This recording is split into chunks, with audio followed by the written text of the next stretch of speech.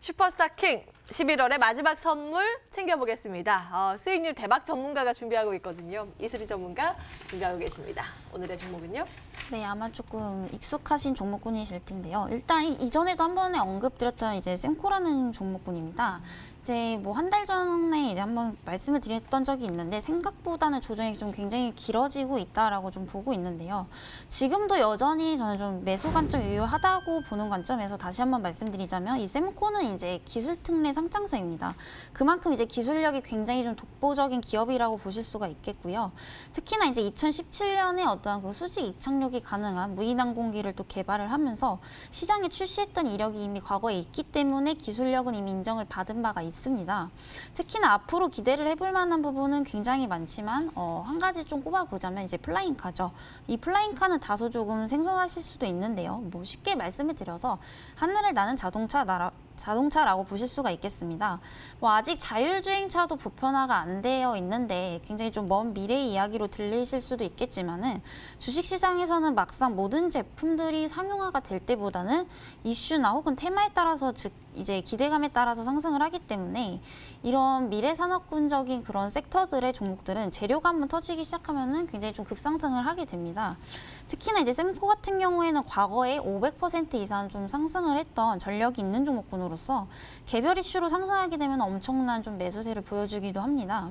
뭐 바이오나 사실 화장품 같은 경우에는 경쟁사가 상대적으로 굉장히 좀 많기 때문에 수급이 상대적으로 분배가 되는 경향이 좀 있습니다. 그러나 이제 셈코 같은 경우에는 국내 유일하게 이제 독보적인 그 항공기 도어 시스템, 유일한 이제 국내 제작사이기 때문에 그만큼 희소성 또한 또 존재를 한다라고 좀 보겠고요. 이 플라잉카 상용화를 위해서 전용도로 확보라든지 그리고 이제 교통체계 기반 기술을 또 2022년까지 개발할 예정이기 때문에 추후에 다시 한번 이슈화가 된다면 급등 가능성이 아직도 좀 충분한 종목군이라고 좀 보겠습니다. 차트 보시게 되시면은 이제 과거에 500% 가까이 올랐던 종목군이 현재 제자리까지 내려오면서 바닥 구간에서 좀 횡보를 계속해서 다지고 있죠. 특히나 10월 달에도 바닥에서 거래량이 한번 터지면서 좀 매수세가 어느 정도 들어왔기 때문에 급등 이후에 추세 이탈하지 않는 이 박스권 긴 횡보는 에너지를 응축하고 있는 기간이다라고도 좀 볼 수가 있겠습니다. 그렇기 때문에 현재도 여전히 좀 매수 적기라고 보여지면서 목표가는 이제 10,000원대를 뚫는 게 좀 가장 중요하다고 봅니다. 결국에는 이 바닥권에서 보시게 되시면 10,000원에서 이 6,500원 사이 계속해서 이 구간에서 왔다 갔다 하다가 이 10,000원대에서 힘없이 계속 무너지고 있기 때문에 이 추세만 10,000원 추세만 돌파를 한다면은 이제 매수세가 어느 정도 좀 실렸다라는 증거가 되기 때문에 1차적으로는 목표가는 12,500원까지 좀 제시를 해드리겠고요. 손절가는 마찬가지로 횡보 구간 이탈 구간인 7,100원까지 정리를 해드리도록 하겠습니다. 예.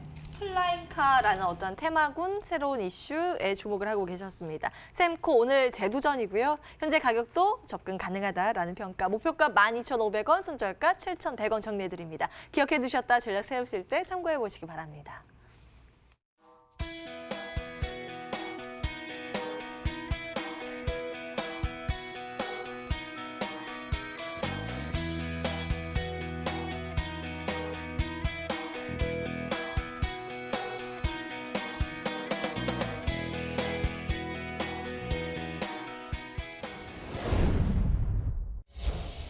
막판 스포트 전략 챙겨보겠습니다. 아이고, 기관도 지금 매도로 돌아서면서 지수에 굉장히 부담이 되고 있는데요. 소장님, 네. 어떤 전략이 유효할까요? 네, 그냥 바로 제가 도표 보면서 설명 좀 잠깐 드리겠습니다.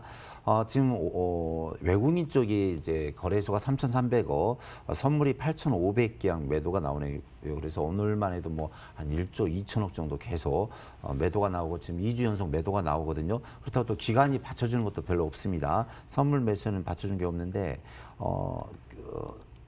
이 거래소 차트거든요. 현재 거래소 차트 보면은 이제 음봉이 좀 많이 나오고 장대 음봉이 많이 나오고요. 코스닥도 장대 음봉이 많이 나오고 있는 중입니다.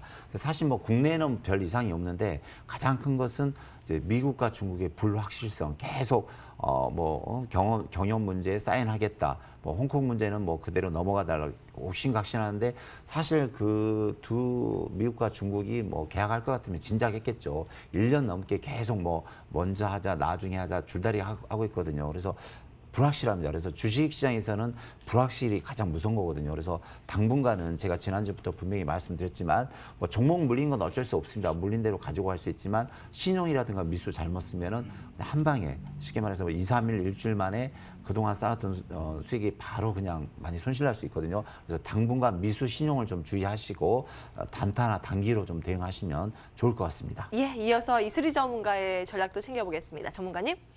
우선적으로 저도 동의합니다. 신용이나 미수는 무조건 좀 자제를 해주시길 바라겠고요. 점차적으로 이제 현금 보유 비중 확대 굉장히 중요하다고 봅니다. 특히나 이제 코스닥 지수 같은 경우는 단기적으로 봤을 때는 이 630포인트를 지켜주는지 이게 가장 중요하지만 지금 현재 상황에서 봤을 때는 다음 주에도 이제 계속해서 이제 하락이 지속될 것 같습니다. 그렇기 때문에 이제 다음 주를 대비하셨을 때는 조금 오늘부터 현금 비중 확대를 조금 해주시는 게 좋을 것 같고요.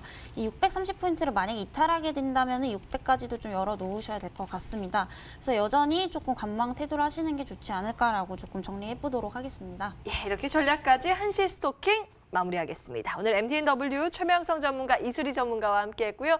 남은 오후장도 MTN과 함께 한 달의 마무리 잘 하시기를 기원하겠습니다. 함께해 주신 여러분 고맙습니다.